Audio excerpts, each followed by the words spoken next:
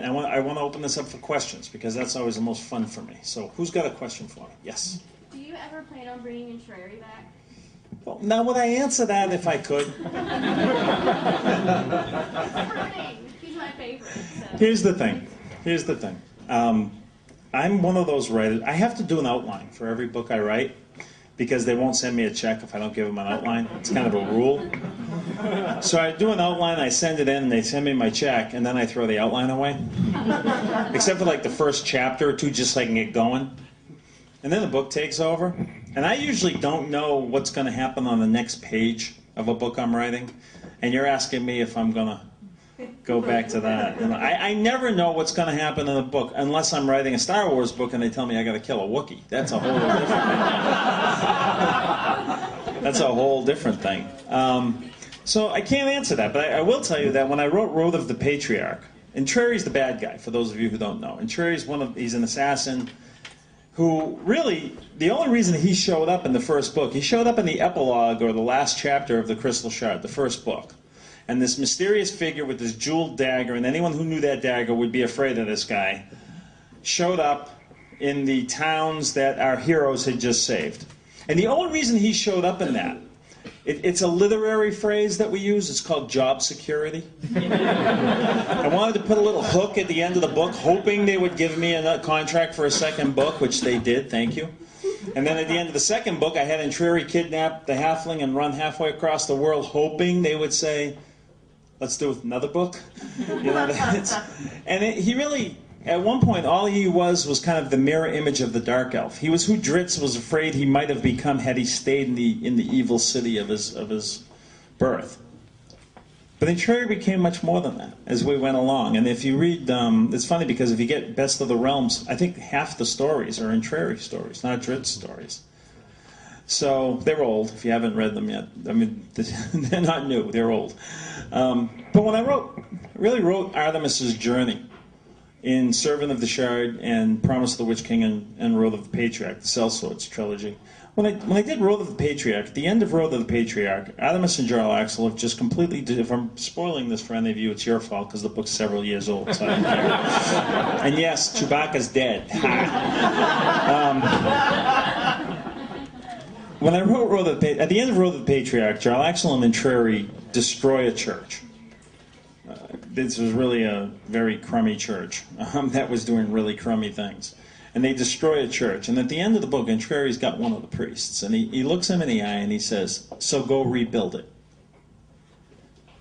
And if you rebuild it and do what you say you're going to do, then great. But if you rebuild it and start doing this kind of stuff again, I'm coming back and I'm burning it down again, and this time you're going to be in it. And to me, that was about the closest a guy like Artemis Entreri could come to redemption as anything could be. I mean, his redemption was threatening to murder someone, but that's Entreri. And I thought that was a great place to end his story. But then I started getting letters and emails by the dozens from people, and some of them were sharing these childhood stories with me that I couldn't believe, most personal things you can imagine, and begging me to continue following Entreri because they needed to see him afterwards. They needed to see what happened to him. And that really touched me. And so, you know, there are a lot of things I want to do. Whether I can or not is something that I really can't get into right now. But, like, for example, I want to write a book about Zaknafein and Jarlaxle in the Dark Elf City as kids, as young Drow, way before Drizzt is born.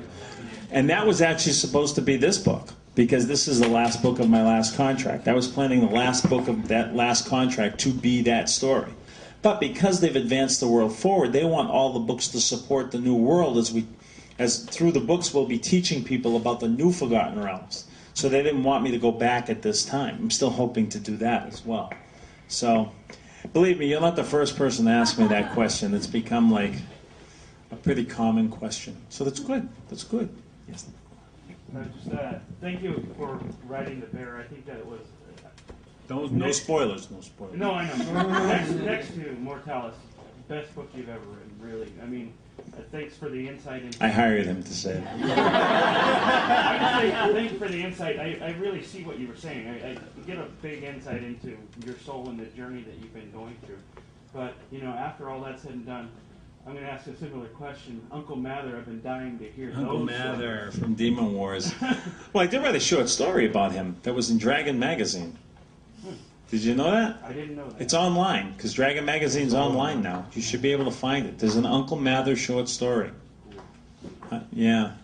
If I go back to Demon Wars, I'm debating if I'm gonna do something completely new characters, or go back to the characters at the end of the 7-book series. And the other thing I'm thinking of is for anyone who's read my Crimson Shadow books. If you look at the map in Demon Wars, it looks like the eastern coast of Canada. If you look at the map in Crimson Shadow, it looks like the British Isles and northern France. That's on purpose. The Crimson Shadow books were supposed to be my Demon Wars stories, but I didn't have the time to do them right. It wasn't until the mid-90s I got the time to do the Demon Wars books. So I'm actually thinking of taking Luthien and Oliver from the Crimson Shadow books and bringing them over into the Demon Wars world. Oliver's my favorite comedy character. Who knows Oliver? Anybody here know Oliver? Yeah. Oliver is a cross between Inigo Montoya from The Princess Bride and the little French guy on the wall in Monty Python and the Holy Grail. And the joy of writing Oliver is he never really tells a joke, but he says something. And if I've done it right, 3 pages later you'll groan and then flip back to see, did he really say that? I love the guy. And so he's very hard to write, though. So, yeah, I don't know where I'm going back yet, but you see what I mean about Branson searching for answers, because right near the end of the bear, he's asking a question specifically, and he needs to have that answer before he determines what he's going to do. And yeah, it was a heck of a journey, that series. I love the Highwaymen's stories. Yeah. Yes. You mentioned that writing the Drizzt books, as you reflect back, it's like a journey going over your own life. All the books are. But one of the journeys I've had in my life is going back home. Do you ever foresee Drizzt going back to Menzoberranzan? Yeah, I was thinking about that. I was thinking kind of like, when Spock went back to Romulus and made everything right. No, I can't say no, especially now, because everything is on the table with Drizzt right now. You will see in Gauntlgrim and the beginning of Neverwinter Wood, everything is on the table for him. It's a clean slate for him. And so I can't say no. I can't say that won't happen. And of course, there's another dark elf who's around, that Jalaxle's still bouncing around out there. And he's shown himself to actually not be an enemy. So who knows? Who knows? I would like to eventually. I'm going back there one way or the other. I'm either going back there with the prequel or I'm going back there with Drizzt. Yeah.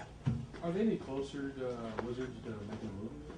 I know you talked about this several times. Every time I talk to them about this, they say they are, and they tell me all the grand new things that have happened. And then 5 years pass, and I say, hey, are we ever going to do a movie? Oh, we just got all these grand new things that have happened, and yeah. And then 5 years pass, and the same thing happens. I don't know. I know that right now I have an agent, very powerful agent, who contacted me on the West Coast out in Hollywood, who worked for William Morris and now has her own. She still works kind of with William Morris, but in her own capacity now as kind of a stringer. And she contacted me about Demon Wars because she saw the Devils do Demon War comics, and then she read the books and said, we can do something with this.